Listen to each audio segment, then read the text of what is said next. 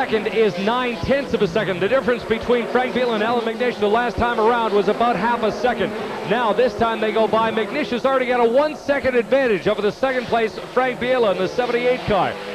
It'll be interesting to see how much he can stretch that out, because it really was apparent that Alan McNish seemed to have a quicker way around the racetrack than Frank Biela, who was immediately in front of him and maybe hold him up just a little bit. We'll, over the next couple of laps, find out exactly how quick Alan McNish really is.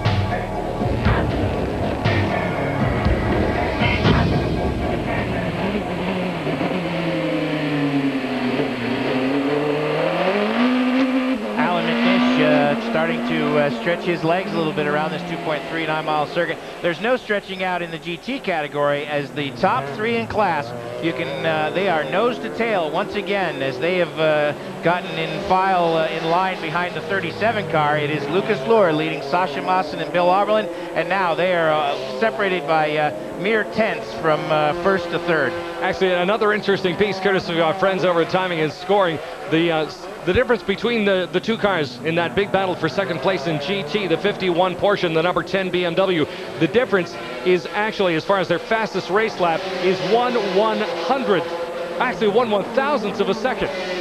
And Sasha Maassen is 1,000th of a second faster so far. Trouble on the racetrack for the number 69 car. That's the Kai Wankum, Joe Foster, and Jeff Pabst entry. Got a little sideways coming into the final corner of the circuit, back onto the front straightaway. A quick little spin, and we've seen a dozen spins just like it, because everybody tries to carry as much speed as they possibly can. Got the car righted and is back underway once again. However, the 69 car runs 22nd overall as a result of that spin, some 40 seconds out of the lead in GT. As far as the overall placings are concerned, it is two Audis followed by the two Panos cars. It's McNish and Biela, 1 and 2, followed by David Brabham and the American Johnny O'Connell in the number 2 car. Emmanuel Collard is running well inside the top 5, just ahead of this car we're riding with now. Mimo Schiattarella running in 6th position. GTS, it's Olivier Beretta running 9th outright. He leads the way, and the GT leader doing a marvellous job inside the top 10 is the Dick Barber Porsche of Lucas Luhr. 13th outright and some 4 laps down, as Boris said, in the BMW M3. The two Sky Racing Porsches are 18th and 19th respectively, ahead of another Australian, Ray Lintott, running 20th and 3rd in the GTS class, and all the way back in 25th and some 30 laps down, that number 1 Panos of Jan Magnussen.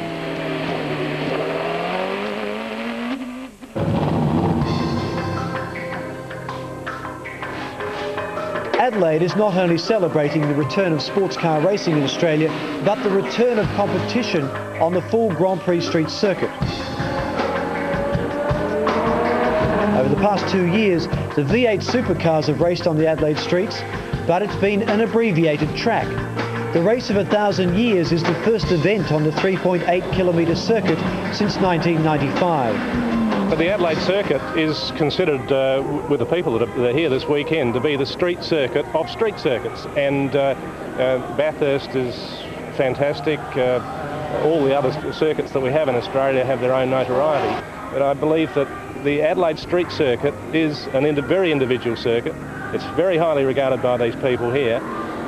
The wide straights, the overall width of the course is quite a surprise to the people that are here the first time. It's most unlike most other street circuits. Memories of the 10 years of Formula One from 1985 will stay with the Adelaide people for a long time. During those years, the circuit and its facilities received universal praise from drivers and teams. The exciting and challenging layout, coupled with the excellent vantage points for spectators, made it one of the most anticipated races each season. Most importantly, nothing has changed, and the Le Mans Series competitors will experience everything the F1 boys did. The tight turns of Wakefield Street and East Terrace, the long stretches down Jones and Broughton Straits, and who could forget Stag Corner, or Cooper's Corner as it is now known. It is much faster as it looks, you know. and you have the chance to use some runoff areas to be really fast. It's very challenging, very demanding. You have to have a very good car setup, so it's the best, simply the best.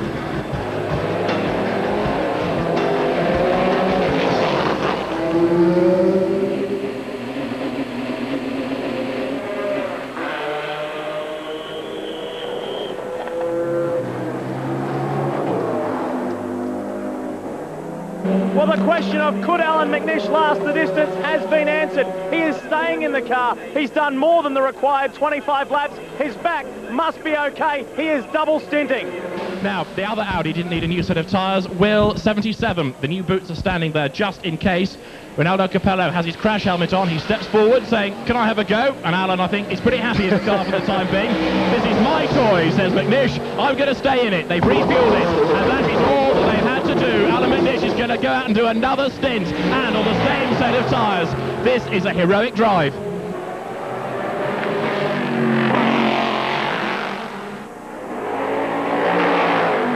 So as he has all year long, Alan McNish is thrilled the fans of the American Le Mans Series, as all these drivers have. David Brabham, Frank Bielli, Emanuele Pirro, Dindo Capello, they have all put on fantastic shows, and this is the type of toughness that we've come to expect from all the drivers in the American Le Mans Series.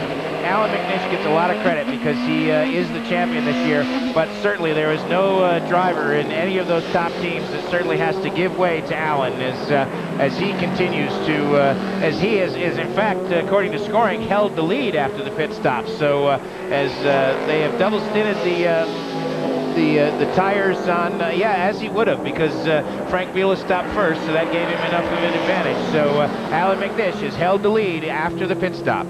And oh, bad news for one of the BMWs. Who is Boris it? Said. Boris Said. Oh, that is too bad. Boris Said has come to a stop out on the racetrack, and the marshals are pushing the car to a safe spot. We're seeing some onboard pictures of Boris on the big screens, and let's see. That looks like that might be turn 5 in the turn 5 area. So sad end for Boris Said. We've had a near coming together on the racetrack, and it looked as though one of the GT cars got in the way of David Brabham and forced him to run the wide wire railway around a corner here. We'll have to take a look and see if we can find out exactly who it is. He ends up on the curb and just narrowly avoids putting that number 12 Panos into the concrete, gets the car twisted around and back out onto the race circuit again, but a very, very close call for David Brabham in the third place, 12 Panos a moment ago.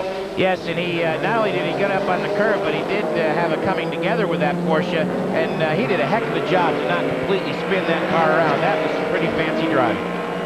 He's gotten back underway, but now Alan McNish is just absolutely all over the Panos number 12 and is threatening to put David Brabham a lap down, and that would be a tough break because we are just at the 1 hour, just 5 minutes past the 1 hour mark. It'll be interesting to see if we can, this lap time as far as Alan McNish, it really looks as if Alan McNish is quite content at this pace. He'll stay with him and wait for David Brabham to let him by, because the last thing he wants to do is give this race away, or by the other side of that coin, he doesn't want to take both these race cars out of this contest. It's very important to both of them. David is basically in his hometown as far as all the competitors concerned, and Alan McNish would love to win a championship with a victory today.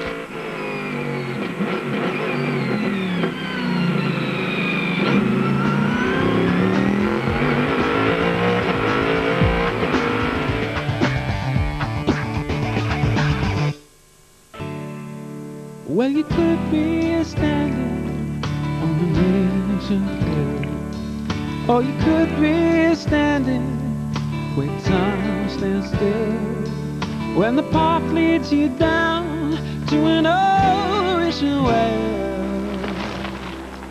There's 1,000 secrets they could tell. I see the waves are crashing, but I heard not a sound. Seen a piece of heaven, a kiss of the ground. Seen the sun and the stars weave their magic spell. Seen 1,000 secrets they could tell. There's 1,000 secrets they could. Like to experience one of the world's most enviable lifestyles? Taste our wine, savour our food, Sample world-class events and discover the secret to life here in South Australia. To order your free copy of The Good Life, visit southaustralia.com.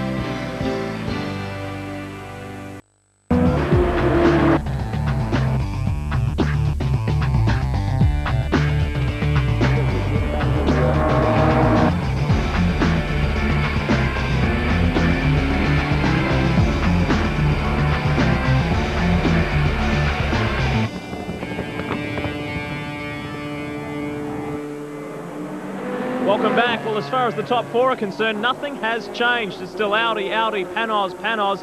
The combination of Capello, McNish and Australia's Brad Jones lead by over 30 seconds. The two Dams Cadillacs running 6th and 7th, and an outstanding job by Sasha Masson and Bob Wallach to be running 8th outright and 1st in the GT class.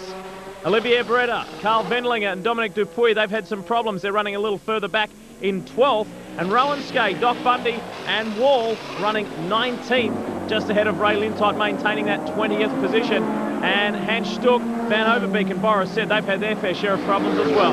Well, there is good news for the BMW contingent as now Randy Popes continues to lead, but we're waiting for him to make his pit stop. The 51 Porsche has a flat tire out on the circuit, though. Oh, that's horrible. Wallach. That's horrible news for the Porsches. Oh, Wallach. We find out why Bob Wallach's got a flat tire and coming together with Audi. With a 78 Audi. Bob Wallach got clipped by the 78 Audi as they were coming through the left-right section, turns 4, 5, and 6, and so he'll be limping in. It is the right rear tire. It is flat as he must make his way all the way down that long back straightaway now, and this is going to be a horrible break for Sasha Masson and his title hopes, and as well as Bob Wallach's. Boy, an incredible turn of events. The second place Audi runs into one of the cars battling for a class title over the course of the season, the number 51 Porsche, Bob Wallach. Bob brings the car in. They have to work on the rear suspension a little bit and make sure that's 100%. They change the right rear tire. Bob's back underway. However, he's lost a whole bunch of territory out on the racetrack. At the 1 hour 30-minute mark in GT, first place is Brian Cunningham's number 10 BMW. Second place, the number 5 Dirk Muller Porsche. That car runs 35 seconds behind. Some other teams not having a tremendously good day today, and actually one driver in particular, David Brabham, knows his way around the track here in Adelaide more than anyone else. Unfortunately, there's some people that he tries to get around from time to time, don't know it quite as well, and have used David as a bit of a traffic marker. And once again, as we watch a car spinning, and from the look of it, maybe in front of David Brabham's number 12 car, indeed does so. The number 15 Porsche has spun. Randy Warris has committed a spin, and the 2 Panos has just slid off the racetrack. Johnny O'Connell makes a little miscue out in the racetrack too. David Brabham's had a near coming together and almost a spin in one portion, and his teammate Johnny O'Connell does likewise. The Panos squad 3rd and 4th so far after an hour and 35 minutes. Not having a great day today, still running, but really having a tough time of it thus far.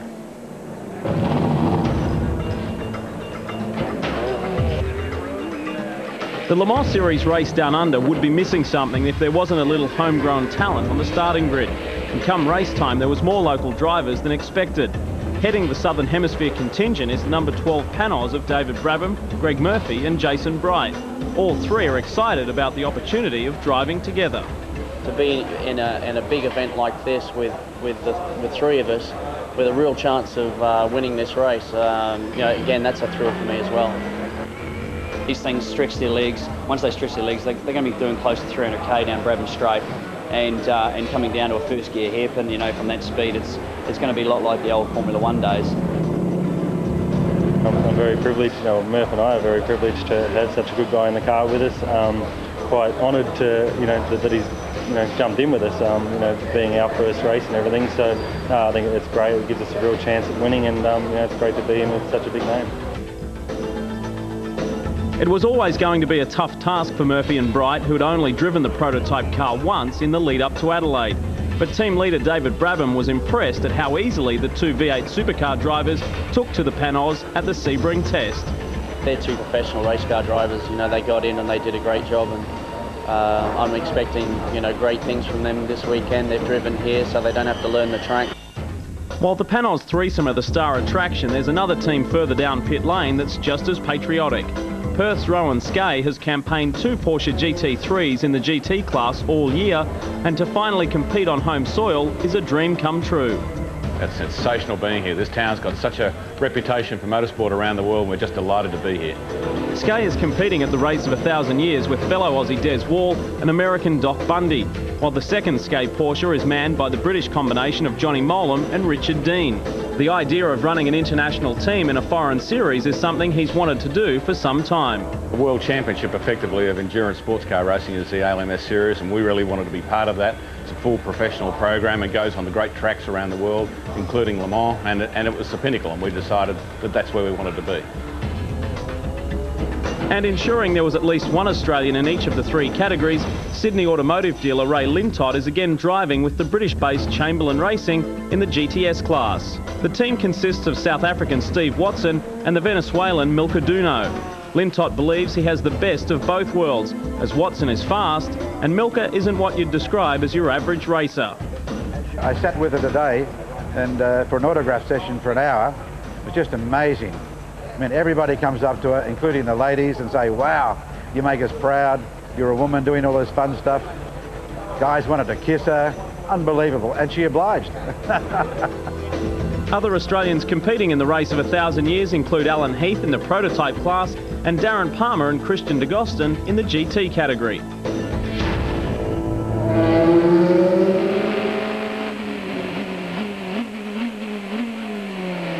So far the race order, we still have the 77, 78 cars are running, well, not exactly nose to tail out there, but first and second as they hamper quite a while. Third place, we've got the number 12, the Australian crew, with David Brabham leading the charge right now in the number 12 machine, running in third spot, about 40 seconds off the pace of the race leader. As the number 10 BMW has done a quick spin for us out on the racetrack, and now with the actually, they've actually got the...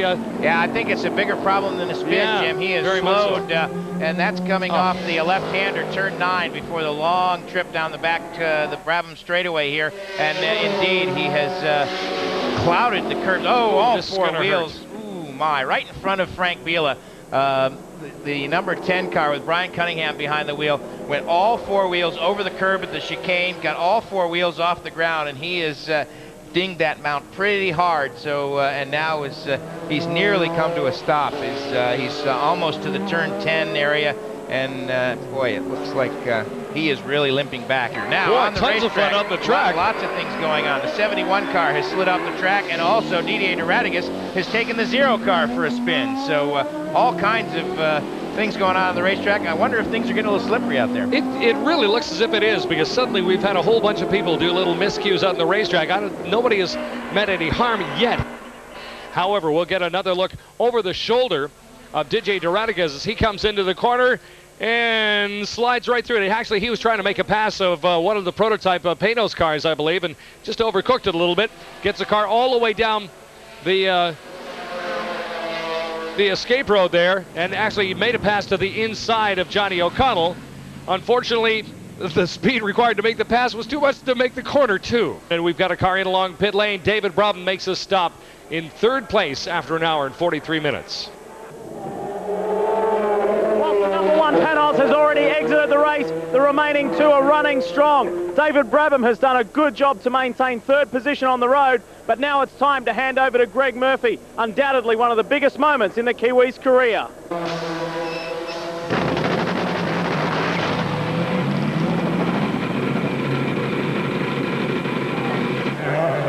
Murphy hits the number 12 Panos back out onto the racetrack in third position behind McNish and Biela. Now the number 2 car has made an appearance on pit road. It looked like a routine pit stop. Yeah, Rocky Kato got aboard. Was climbing aboard. They looked like they were going to change all 4 tires, as now the 10 car has finally limped his way around and is coming onto the front straightaway, as we're getting a replay on the big screens that Johnny O'Connell had gone straight off into the runoff area, and then he came into the pits. So now there is a problem for the number 2 car. Now as far as that number 10 BMW that's finally made its way back down along pit lane. It's in along that pit lane and is being backed into the garage area, which doesn't necessarily mean that their day is done. It does, however, mean that If they get the approval of the officials, it means that the entire team can go to work to replace that half shaft if they choose to do that. So, as we understand it, Brian Cunningham, the number 10 BMW in long pit lane, back into the paddock area now, inside the garage. And the Prototype Technology Group team will have the opportunity to change what has sounded like a broken half shaft. They're removing the back wheel, so it looks as though that is the case. They'll try to get the 10 car back out again. Well, he'll probably be able to get back out onto the racetrack as we look at Alan McNish just absolutely lock up all four wheels as he, at the end of the long back gravel straightaway, as he was going by the 51 car and one of the BMWs. McNish getting up just a little bit too hot as he now goes down. McNish is still on the gas and almost a little bit too much on the gas. Well, David Brabham, at the 2.5 hour mark of this 6-hour race, you're the only Panos car that hasn't experienced problems. Yeah, I mean, with the car's running pretty good. I had a couple of close calls out there when I was driving around, but, you know, I'm trying as hard as I can, and we don't have as much grip as I would have liked, and we just can't have any answer yet to the Audis they're flying. And how about Greg Murphy? He's just taken over. He's doing a good job. Yeah, Greg's got into it very quickly, and he's doing a fantastic job. So, you know, if we can just maintain this pace, you know, if we get on the podium, I think that's a great result. A little bit disappointing to see the other two cars the way they're at. Oh, for sure. You know, I mean, this is a team effort, and you always want to see all cars doing well. And you know, it's racing. It happens, but it is a shame.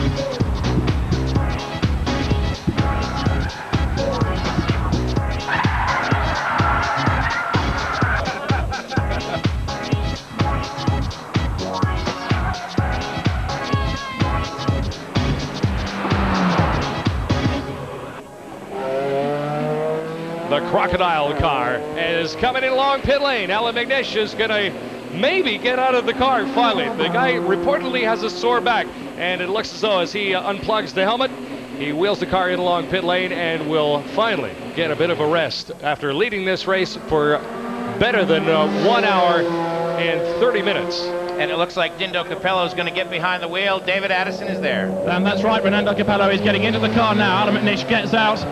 Brad Jones ushers him across now.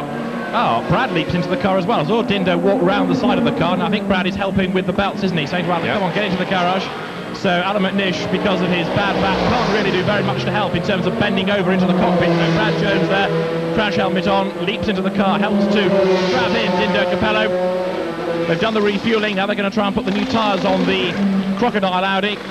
And Renaldo Capello, who crashed that car this morning at the end of the warm-up, is going to go out on track now for his first stint in the race. Brad Jones disappears back into the garage. We'll go and have a word with Alan McNish as soon as we can.